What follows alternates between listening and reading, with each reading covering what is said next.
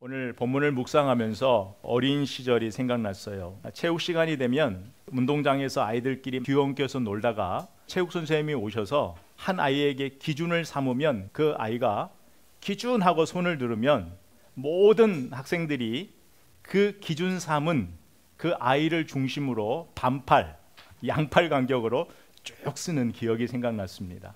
기준이 없으면 질서가 잡히지 않습니다. 여러분, 우리 인생도 그래요. 우리 인생도 기준이 없으면 우리 삶에 무질서가 와요. 다시 말하면 우리가 살면서 수많은 그 선택의 순간이 오지 않습니까? 그리고 우리 인생에 얼마나 복잡한 생각이 많아요. 그럴 때마다 우리 삶에 기준이 있어야 돼요. 우리 삶에 기준이 없으면, 삶의 기준이 분명하지 않으면 우리의 삶이 불안정해져요. 우리의 판단력이 흐려져요. 이 분별력과 판단력은 어디서부터 오냐면 삶의 기준에서부터 와요. 그래서 우리가 지지난 시간에 우리 그리스도인의 삶의 기준은 모퉁이의 머릿돌이 되신 예수 그리스도. 여러분, 혼미온탁한 세상에서 우리 삶의 기준을 잡아주는 것은 말씀이에요.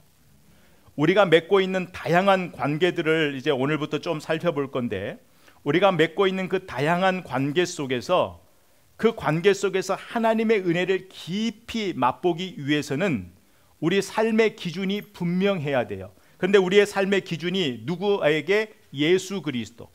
예수 그리스도를 중심으로 인해서 우리 삶의 질서가 정리되어 있어야 돼요. 예수 그리스도와 나와의 관계가 정리가 되어 있어야 돼요.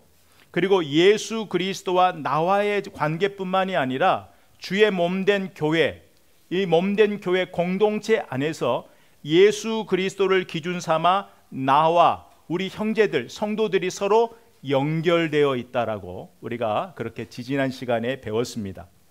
그럼 오늘은 뭐냐면, 오늘은 이제는 조금 더 넓은 의미로서 내가 살고 있는 이 세상에서, 이 세상에 법이 있고 이 세상을 지도하는 권세자들이 있어요.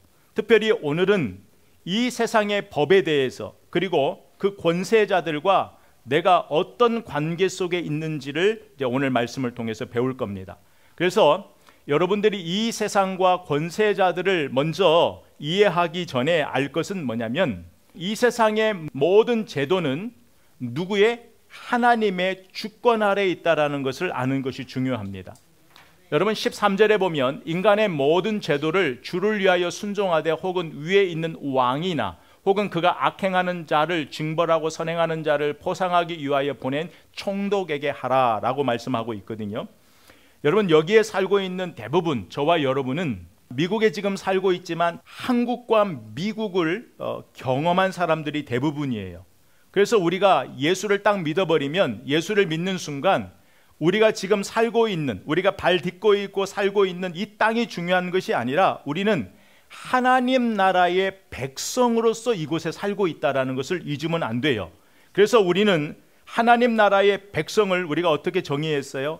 우리가 예수를 믿어 예수님을 통하여 거듭난 사람은 4가지의 특권을 받는다 그랬잖아요. 여러분이 매 순간의 삶을 살면서 나는 하나님께 택함 받은 족속이요, 왕같은 제사장이요, 거룩한 민족이요, 하나님의 소유된 백성이라는 사실을 잃어버리면 이것이 여러분의 삶의 기준이 돼야 돼요.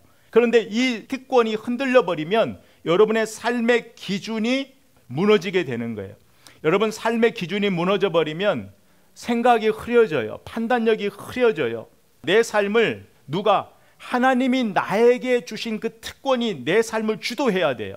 그래서 내가 어려운 상황에서는 내가 거룩한 제사장이 되어 하나님 아버지께 나아가 예배하고 기도할 수 있고, 어떤 상황에서도 내가 하나님의 백성이라는 그 사실을 잃어버리면 그 순간 나를 힘들게 하고 버겁게 하는 그 상황에 나를 주도해버리는 거예요. 우리 인생은요, 우리의 삶의 기준을 어디에 두느냐에 따라 우리가 끌려가는 인생을 살 건지가 결정되는 거예요. 여러분, 우리의 삶의 기준을 하나님이 여러분에게 주신 특권에게 딱 둔다면 어떤 상황에서도 여러분의 믿음이 흔들리지 않아요. 그 상황이 여러분을 주도하지 않아요.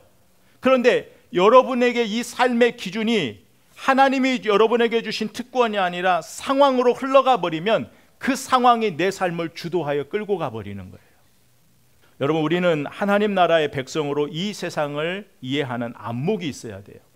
우리는 하나님 나라의 백성이지만 또한 이 미국에 살고 있는 이 세상의 모든 제도 아래 속해진 사람이에요. 여러분, 바울은 이렇게 이야기를 합니다. 바울은 로마서 13장 1절에 각 사람은 위에 있는 권세자들에게 복종하라. 권세는 하나님으로부터 나지 않음이 없나니 모든 권세는 다 하나님께서 정하신 것이라. 아멘. 여러분, 이 부분에서 이제 베드로의 주장과 지금 바울의 이 주장에 하나 걸리는 것이 있어요. 뭐냐면 베드로도 바울도 그 시대에 가장 악랄하고 잔인한 로마 황제가 다스리는 그때의 이 말씀을 하고 있다라는 거죠. 그럼 이 말씀을 듣는 수신자들은 때로는 부당하고 억울한 그 핍박과 고난, 고통 가운데 있는 자들에게 지금 베드로는 순종하라고 이야기하고 바울은 복종하라고 이야기를 하는 거예요. 그렇다면 때로는 이 부당한 명령 그리고 제도를 우리가 살아가면서 어떻게 이해할 것인지, 여러분, 그런 쉽지 않은 문제에 우리가 맞닥뜨릴 때가 있잖아요.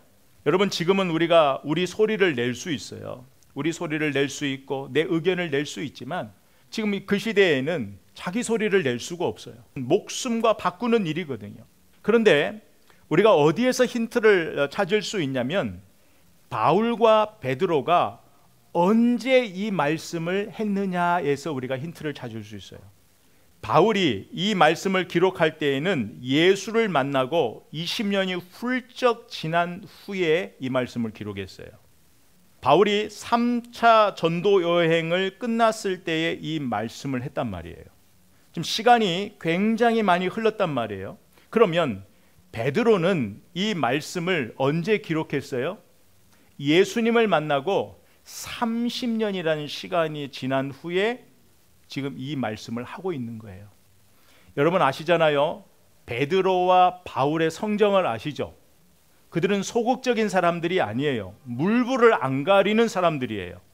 이런 사람들이 지금 이렇게 어떻게 보면 적극적으로 싸우지 않고 소극적인 이야기, 말씀을 하는 것처럼 보이지만 그들이 정말 적극적이고 불같은 성격을 가진, 그 열정을 가진 사람들이 이 말씀을 권면한다라는 것은 그만한 이유가 있다라는 거예요.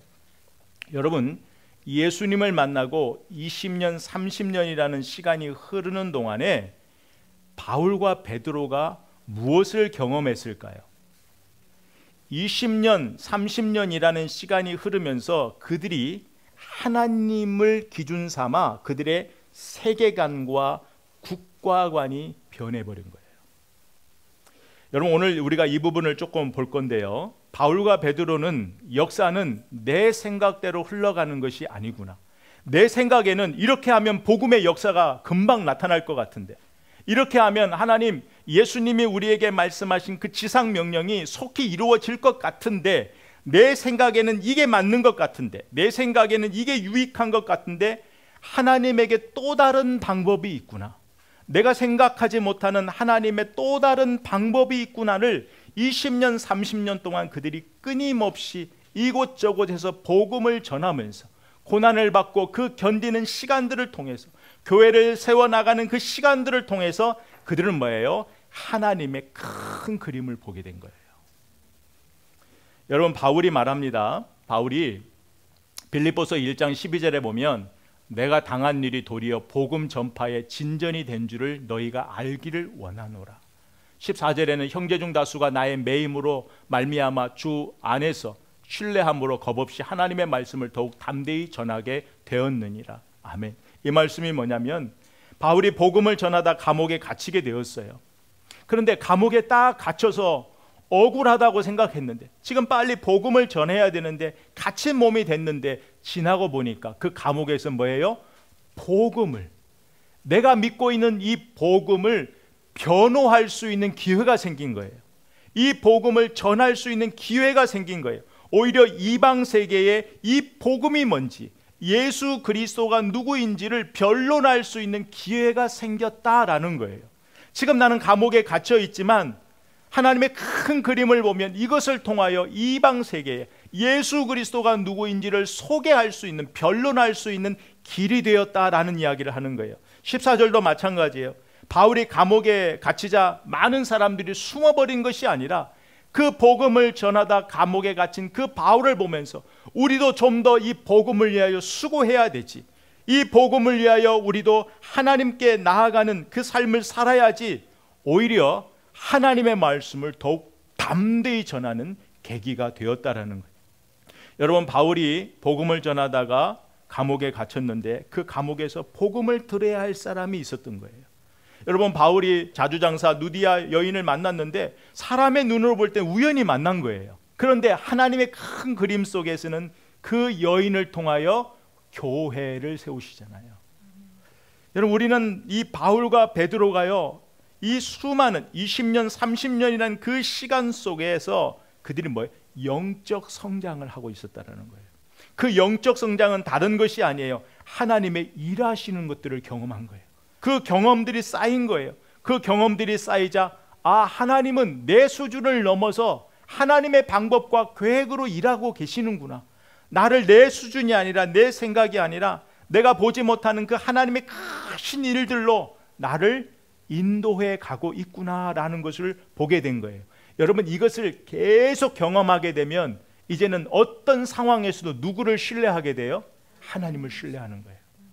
내 생각은 이게 맞는 것 같지만 이제는 뭐예요? 하나님의 계획을 기대하게 되는 거예요. 내가 생각지 못하는 곳에서, 내 배후에서 하나님이 무슨 일을 하고 계실까? 무슨 일을 계획하고 계실까? 이것을 기대할 수 있는 거예요. 하나님을 기대하는 사람이 인내할 수 있어요. 하나님의 시간을 기다릴 수 있는 거예요. 여러분, 우리 인생에 하나님의 계획을 다 알 수 없어요. 하나님의 계획을 다 알 수 없지만 우리가 믿음으로 이것을 바라봐야 돼요. 하나님은 결국 우리를 하나님의 선하신 방법으로 인도하시고 결국은 우리에게 하시고자 하시는 일을 반드시 이루시고 마시는 분이에요. 우리가 이 하나님을 의지할 때, 이 하나님을 바라볼 때에 세상의 모든 바람에도 흔들리지 않는 거예요. 우리의 삶의 방향을 잃어버리지 않는 거예요. 이것이 삶의 기준이에요. 여러분, 오늘 본문의 시대와 문화가 달라요. 통치하는 사람이 달라요. 지금은 로마의 황제가 아니에요. 하지만 바울처럼, 베드로처럼 우리의 삶은 그들이 간 길을 걸어가야 되는 거예요. 우리가 이곳에 살고 있지만 이 세상에 매여 있는 사람들이 아니라 우리는 하나님 나라의 백성으로 살아가고 있어요. 때로는 이 세상이 불공평하고 때로는 정말로 우리의 눈에 볼 때에도 정말 제대로 가지 않고 있는 것처럼 보여도 우리는 뭐예요? 이 모든 세상의 제도는 누구 아래에 있다? 하나님의 주권 아래에 있다라는 것을 볼 수 있어야 돼요. 여러분, 우리가 이 말씀을 이렇게 해도 이 말씀에 계속 문제가 제기되는 게 있어요. 뭐냐면, 그렇다면 악한 지도자로부터는 무엇이 나올까요? 악한 제도가 나오겠죠. 그렇다면 오늘날 그리스도인들은 그 악한 지도자 밑에서 나오는 그 수많은 악한 그 모든 제도에 대해서 어떻게 이해해야 될까?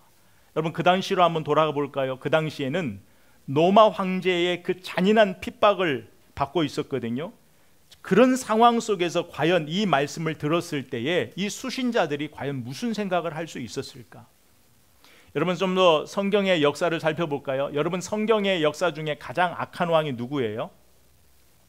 대부분 아합. 그런데 그 아합과 그 이세벨이라는 그 악한 그 지도자들 밑에서 누가 있었어요? 엘리야 선지자가 있었어요. 엘리야 선지자. 근데 엘리야 선지자는 그래도 괜찮는데 미가야 선지자는 복음을 전하다 감옥에 갇혀버리게 된 거예요. 상황이 똑같잖아요. 여러분, 므낫셋 왕이 얼마나 악해요. 아버지가 개혁해 놓은 걸 다시 옛날로 다 돌려버리고 우상을 숭배하고 성전에서 이방 신상을 들여서 경배하도록 한 그 악한 왕이었어요. 그 악한 왕에게 누가 희생을 당해요? 이사야 선지자가 희생을 당하는 거예요. 여러분, 헤로디아의 음모로 인해서 누가 세례 요한의 목이 잘려요. 헤롯에 의해서. 여러분, 이런 역사적인 성경의 역사를 보면서 과연 우리가 무엇을 바라볼 수 있냐 이 말이에요. 여러분, 오늘 이 말씀에서 이 모든 것을 풀어보는 이 키워드를 찾아야 돼요. 그게 뭐냐면 우리가 본문의 13절이에요. 모든 인간의 제도를 순종하는데 누구를 위해서? 주를 위해서 하라는 거예요. 주를 위해서. 그리고 바울은 각 사람은 모든 권세자들에게 복종하라고 그랬어요. 그런데 권세는 누구로부터 나왔다고요? 하나님으로부터. 그래서 여러분의 모든 복종과 그 순종의 기준이 있어야 돼요. 그 기준이 뭐냐면 주를 위하여, 하나님으로부터. 이 두 단어가 여러분 삶의 세계관, 국가관, 모든 것의 기준이 돼야 돼요. 이 모든 상황의 기준을 어디에 놓고 보느냐에 따라서 상황이 달라져요. 생각이 달라져요. 결과가 달라져요. 여러분, 이 세상의 모든 제도는 왕에게 있는 것이 아니라 하나님의 주권 아래에 있어요. 여러분, 로마서 13장 3절 4절 그 뒤로 보면 세상의 권세자들은 하나님의 심부름꾼이 돼요. 하나님의 뭔가 계획 속에 있는 심부름꾼이라는 거예요. 예를 볼까요? 여러분, 바로가 이스라엘 백성을 얼마나 압박을 했어요. 여러분, 그 노예 생활 얼마나 힘든 시간을 보내게 했어요. 그럼 여러분 생각해 봐야 하잖아요.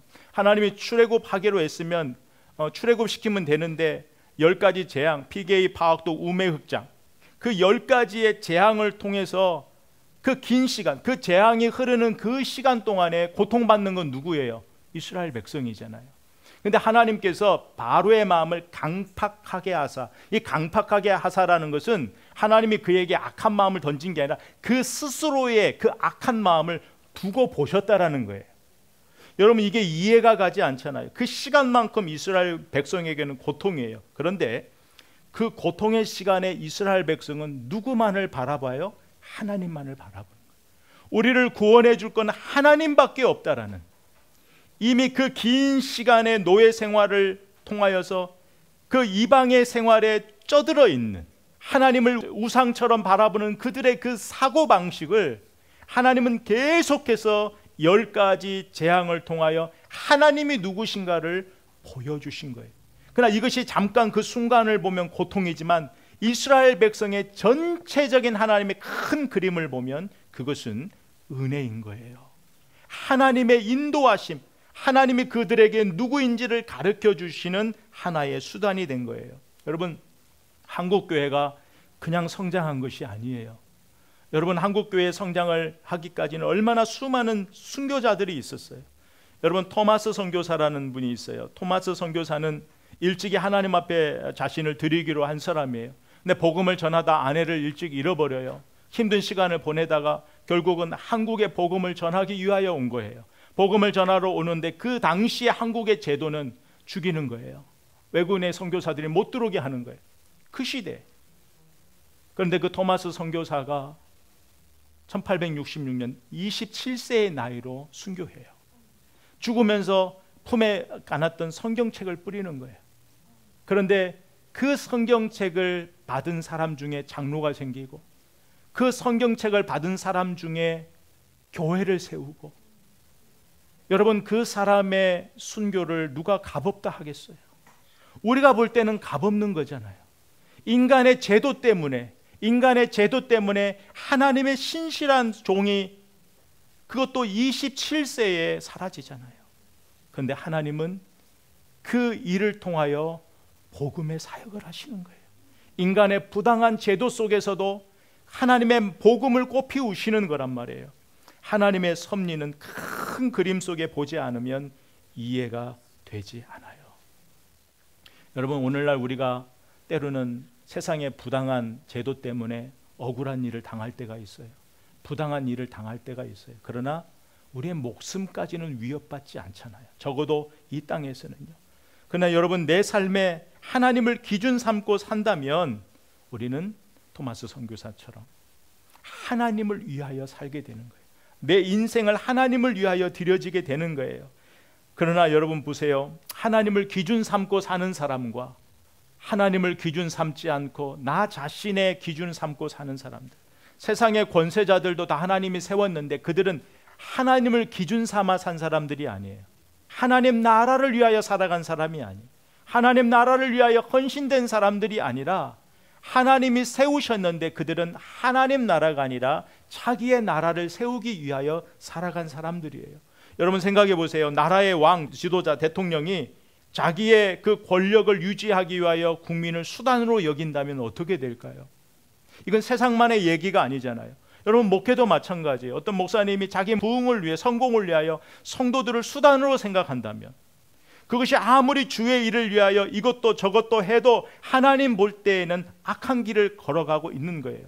여러분도 마찬가지예요. 여러분도 여러분의 유익을 위하여 누군가를 수단으로 여기면 하나님이 보실 때에는 지금 악한 길을 걸어가고 있는 거예요. 여러분, 그런데 그렇게 살아갈 수밖에 없는 이유가 있어요.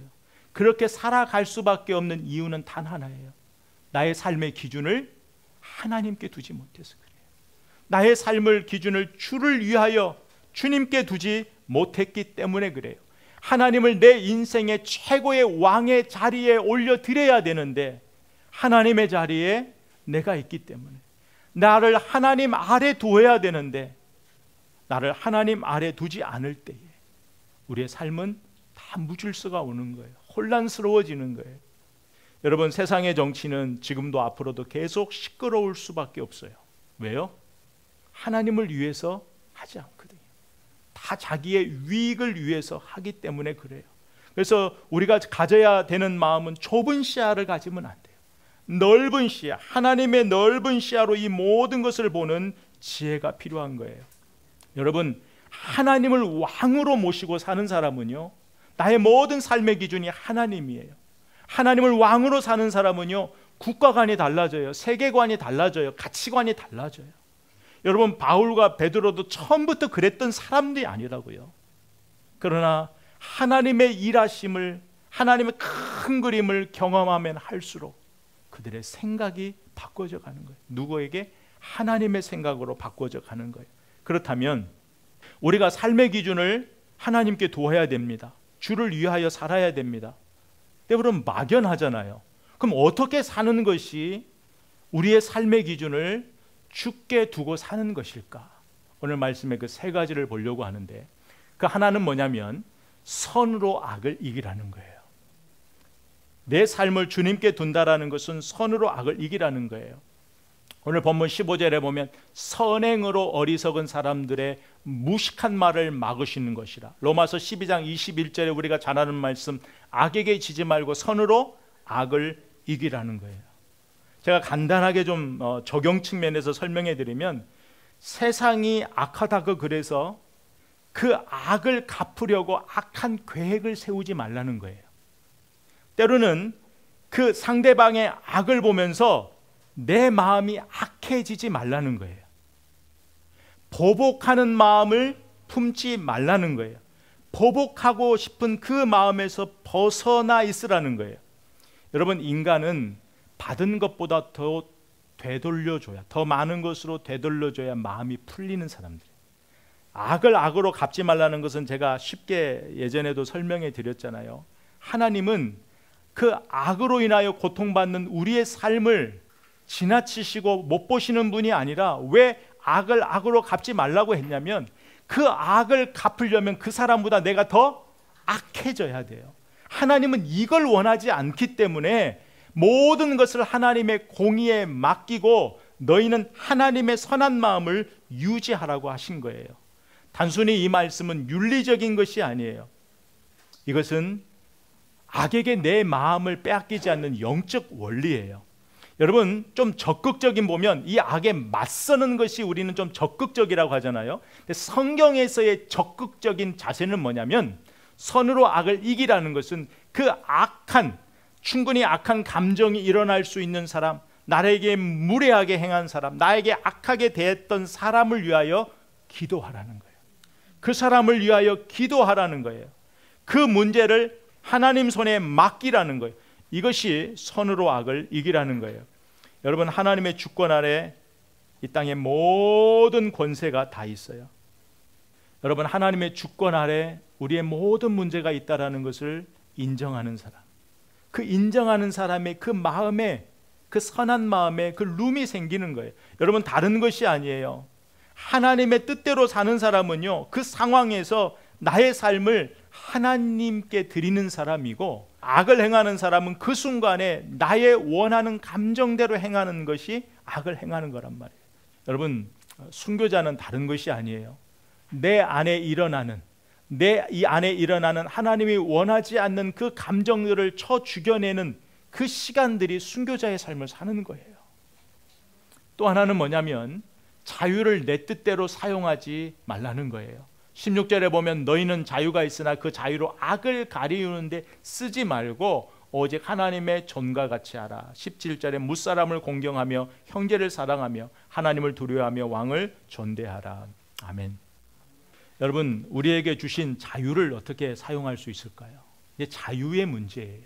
우리의 삶의 기준을 하나님께 둔다라는 것은 여러분이 지금 가지고 있는 이 자유를 어떻게 사용하는 거예요. 자유에는 책임이 따라요. 여러분, 우리에게 주시는 자유는 여러분의 개인적인 자유들이 있어요. 말하고 판단하고 생각하는 그 자유들은 그것을 악을 가리운 데 쓰지 말고 뭐예요? 하나님의 종과 같이 하나님의 손 아래 하나님의 말씀 안에 나의 자유를 두라는 거예요. 또 하나는 이웃과 관계에 있어서는 무사람을 공경하고 형제를 사랑하고 하나님을 두려워하고 왕을 존대하는 것으로 나타나는 거예요. 그렇다면 우리가 이 말씀대로 산 사람, 자유 하나 그 자유로 악을 가리우는 데 쓰지 않고 하나님의 종과 같이 사는 사람을 성경에서 찾아보면 누가 있냐면 다윗이 있어요. 여러분, 다윗이 승승장구하고 있을 때에 처음은 좋아했지만 승승장구하는 그 다윗을 시기하는 사람이 누구였어요? 사울이었어요. 그래서 사울이 다윗을 어디에 보내서? 블레셋에 보내서 그 싸움에서 죽게 만들어요. 간접적인 살인을 계획한단 말이에요. 근데 그 간접적인 살인이 실패로 돌아가 버렸어요. 다윗이 이기고 돌아왔단 말이에요. 그러니까 이제는 직접적으로 다윗을 향하여 창을 던지고 군사를 보내고 틈만 나면 다윗을 죽이려고 사울이 계속 다윗의 뒤를 쫓아간 거예요. 그런데 다윗을 한번 보자고요. 다윗은 사울을 죽일 기회가 있었음에도 불구하고 그는 안 죽였어요. 흔적만을 남겼어요. 다윗을 향해 사울은 창을 던졌지만 다윗은 사울을 향해 화해를 던진 거예요. 그것을 우리가 사무엘상 26장 8절로 10절까지 쭉 보면 아비새가 다윗에게 이르되 하나님이 오늘 당신의 원수를 당신의 손에 넘기셨나이다. 그러므로 청하오니 내가 창으로 그를 찔러서 단번에 죽일 수 있다라는 거예요. 그러니까 다윗이 9절에 뭐라고 해요? 다윗이 아비새에게 이르되 죽이지 말라. 누구든지 손을 들어 여호와의 기름 부음 받은 자를 치면 죄가 없겠느냐 하고 다윗이 또 이르되 여호와께서 살아계심을 두고 맹세하노니 여호와께서 그를 치시리니. 그러니까 하나님이 정리하실 테니까 혹은 죽을 날이 이르거나 또는 전장에 나가서 망하리라. 하나님이 처리하실 거란 말이야. 하나님이 정리하실 거란 말이야. 그러니까 너는 뭐예요? 하나님이 그도 세우신 자니까 존중이 여기자는 거예요. 그러니까 오늘 말씀이 딱 맞는 좋은 예잖아요. 여러분, 악을 대하는 마음이 악하면 그 악이 끊이지를 않아요. 사람은 갖고자 하는 마음이 있어요. 그러나 선한 마음으로 악을 대하면 거기에서 악이 끊어지고 화해와 화평의 길이 열리게 되는 거예요. 여러분, 다윗이 왜 분통한 마음이 없겠어요? 틈만 나면 나를 죽이려고 하는데, 그리고 죽을 수 있는 고비를 그렇게 넘겼잖아요. 그럼에도 다윗은 뭐예요? 자신을 죽이려고 하는 사울을 향해 존중하는 마음을 가졌어요. 그건 사울 때문이 아니에요. 다윗이 훌륭한 인격을 가지서가 아니라 그 순간에도 다윗은 뭐예요? 그 순간에 자기의 삶의 기준을 누구에게? 하나님께 둔 거예요. 하나님께 둔 거예요. 우리의 순간 선택, 이 보이지 않는 모든 것들은 내 삶의 기준을 누구에게 두고 사느냐, 이것들이 그 수많은 선택을 결정하는 거예요. 또 하나는 내 삶의 기준은 주님이시다라는 거예요. 여러분, 이게 뭐냐면, 여러분, 린치핀이라는 게 있어요. 린치핀은 뭐냐면 원래 이 바퀴가 빠지지 않도록 고정하는 핀을 린치핀이라 그래요. 그런데 이제 이것이 요즘은 좀 확대되어서 린치핀이라는 책도 있어요. 제가 말씀을 준비하면서 생각나서 예전에 읽었던 이 책을 다시 한번 꺼내 읽었어요. 책에서는 누구도 대체할 수 없는 사람이 되라는 거예요. 삶의 중심이 되라는 거예요. 그 선택을 하면서 살아라라고 얘기하고 있어요. 그래서 예전에 이 책을 읽을 때에는 삶의 모든 중심이 저에게 있었어요. 내가 린치핀과 같은 인생을 살아야겠다. 그런데 이제 오늘 본문을 보면서 이 생각이 나서 책을 보는데 자꾸 뭐예요? 그 린치핀이 책 내용을 떠나서 내 인생의 모든 린치핀은 주님이시다. 주님이시다. 이 생각이 계속 드는 거예요. 여러분, 린치핀이 빠져버리면 술에는 갈 수 없어요. 그냥 무너져 버려요. 술의 역할을 하지 못해요. 그런 것처럼 내 삶에 주님이 빠져버리면, 내 삶에 주님이 안 계시면 우리는 나아갈 수 없어요. 시간이 갈수록 무너져요. 우리 삶의 역할을 다할 수가 없어요. 우리는 가치 있고 의미 있는 인생을 살 수 없어요. 내 삶의 중심, 내 삶의 기준을 주를 위하여 주님께 두면 여러분 모든 삶이 정리가 돼요. 처음에는 어렵고 힘들지만은요, 때로는 내가 말할 수 있는 자유 판단까지도요, 이 자유를 어떻게 사용해야지 이 모든 게 정리가 되는 거예요. 여러분 17절 말씀처럼 무사람을 공경하고 형제를 사랑하고 하나님 두려워하고 왕을 존대하라는 이 삶은 우리 힘으로 살 수가 없어요. 그러나 내 삶의 모든 중심을 주님께 두면, 내 모든 삶의 린치핀은 주님이십니다 라고 고백한다면 이 삶을 살 수 있는 거예요. 주님을 위하여 사는 자만이 하나님 나라의 질서를 따라 살아갈 수 있어요. 하나님 나라의 질서에 순종할 수 있는 거예요. 이제 오늘 우리가 말씀을 통해서 그 마음속에 남았던 말씀을 좀 붙들었으면 좋겠어요. 저는 두 가지를 여러분에게 같이 생각하기를 원하는데요. 여러분, 이제부터는 오늘 말씀을 통해서 이 세상을 보는 안목을 정확히 했으면 좋겠어요. 세상의 모든 것은 다 어디 아래 있다? 하나님의 주권 아래 있다. 때로는 우리를 당황시키는 일 앞에서도 하나님의 주권 아래 이 일이 있음을 알고 하나님의 큰 그림, 눈에 보이는 것 말고 내 앞에서, 내 뒤에서, 내 옆에서, 내 배후에서 일하시는 그 하나님의 큰 그림을 볼 수 있는 그런 성숙한 우리가 되기를 바랍니다. 지금 주어진 우리의 모든 상황이 성장의 기회를 삼아야 돼요. 누가 그럴 수 있어요? 모든 것이 하나님의 주권 아래. 그래서 이번에 한 주간 살 때에도 때로는 나를 힘들게 하고 버겁게 하는 그 일들을 만날 때마다 기도로, 입술로 모든 주권은 하나님 아래 있다, 모든 것들은 하나님의 주권 아래 있다, 이렇게 선포하며 살았으면 좋겠어요. 또 하나는 어떤 상황에도 삶의 기준을 주님께 두십시오. 주님께 내 삶의 기준을 두면 거기에서 삶의 의미를 찾게 돼요. 우리는 우리 삶에 좀 힘들고 감당하기 어려우면 여러분 삶의 그 의미가 흔들리거든요. 그러나 내 삶의 기준을 주님께 두면 거기에 내 삶의 의미를 찾을 수 있어요. 어떤 상황에서도. 그리고 하나님이 여러분에게 주신 자유가 있어요. 말할 수 있는 자유가 있어요. 판단할 수 있는 자유가 있어요. 요즘 한국을 봐도 그렇고 미국을 봐도 그렇고 얼마나 우리가 하고 싶은 말들이 참 많이 있어요. 그럼에도 나의 이 말할 수 있는 자유, 판단할 수 있는 이 자유를 어디 안에? 하나님 안에, 하나님 안에 둘 수 있는 사람, 그 사람이 삶의 기준을 주님께 두고 사는 사람이에요. 우리의 몫은 다윗처럼 하나님의 공의에 맡기고 내가 할 수 있는 것은 하나님의 마음을 따라 기도하고 그 선한 마음을 따라 살아가는, 상대방이 아무리 악해도 내 마음이 악해지지 않도록 내 마음을 지켜낼 수 있는 그 복된 한 주간 되기를 바랍니다. 여러분, 하나님을 우리가 신뢰합시다. 어떤 상황에도 하나님은 우리를 더 나은 삶으로 인도하세요.